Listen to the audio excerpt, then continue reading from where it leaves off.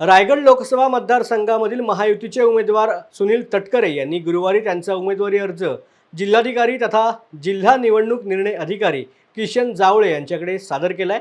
तटकरे यांचा उमेदवारी अर्ज दाखल करण्यापूर्वी अलिबाग रेवदंडा बायपास या ठिकाणी डीकेटी शाळेच्या समोरील मैदानात महायुतीची प्रचार सभा आयोजित करण्यात आली होती। या सभेच्या माध्यमातून शक्ती प्रदर्शन देखील केलं गेलं। सभेनंतर तटकरे यांनी उमेदवारी अर्ज किशन जावळे यांच्याकडे सादर केला। यावेळेला मंत्री रवींद्र चव्हाण, आमदार महेंद्र दळवी, शिंदे सेनेचे पक्षप्रतोद भरत गोगावले, भाजपचे धैर्यशील पाटील उपस्थित होते। निवडून आल्यावरती मी येणारी 5 वर्ष महायुतीचा खासदार म्हणूनच काम करणार आहे असं मत त्यांनी व्यक्त केलंय। केंद्र सरकारच्या विविध योजना अनेक वर्षी या मतदारसंघामध्ये येण्याची वाट पाहत होत्या। नरेंद्र मोदींच्या नेतृत्वाखाली देशामध्ये तिसऱ्यांदा महायुती सत्तेत आल्यानंतर त्या आणण्याचा मी प्रयत्न करीन, त्यासाठी मी वचनबद्ध असल्याचा शब्द सुनील तटकरे यांनी सर्वांना दिलाय। तसेच येणाऱ्या 7 मे रोजी न चुकता घड्याळावर बटन दाबा आणि प्रचंड मतांनी मला विजयी करा असे आवाहन तटकरे यांनी केले आहे। महायुतीचा उमेदवार म्हणून 18व्या लोकसभेसाठी आज मी त्या ठिकाणी अर्ज दाखल केला। मला खूप मनापासूनचा आनंद आहे।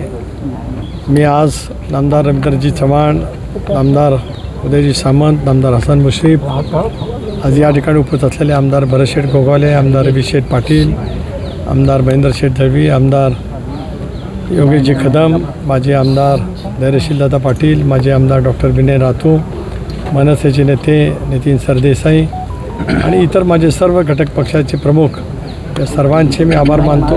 उत्स्फूर्त असा प्रतिसाद महायुतीच्या सर्वच कार्यकर्त्यांनी, गुहागर ते अलिबागपर्यंतच्या कार्यकर्त्यांनी जो अभूतपूर्व त्या ठिकाणी दर्शवला, ते मला असं वाटतं की निकालाच्या संदर्भात आपल्याला त्या संदर्भात जाणीव झाली असेल। भरत शेतकरी तुमच्या उभे आहेत, त्यांना गॅरंटी मागितली तुमच्याकडे, तुमची गॅरंटी त्यांना घेतली सगळ्यांना? नाही, मला कळलं नाही। भरत शेठ मगाशी बोलताना भाषणात म्हटले की आम्ही लोकसभेची तुमची गॅरंटी घेतोय, आमची विधानसभेची तुम्ही पण घ्या। असं आहे, भरत शेठ त्यांच्या शैलीमध्ये बोलत असतात नेहमी, आणि मी पण माझ्या शैलीमध्ये असं उत्तर दिलं की आम्हालाही पहिल्यांदाच जसं पेण मतदारसंघात कमळावरती मतदान करायचं आहे, तसं तिकडे धनुष्यबाणावरती करायचं आहे। आता ती सवय सगळ्यांना लागलीच। आता मावळमध्ये आता आम्ही सगळेजण तिथं मतदान करतो। गॅरंटी आहेच, जिथे मोदी गॅरंटी तिथं आमची गॅरंटी।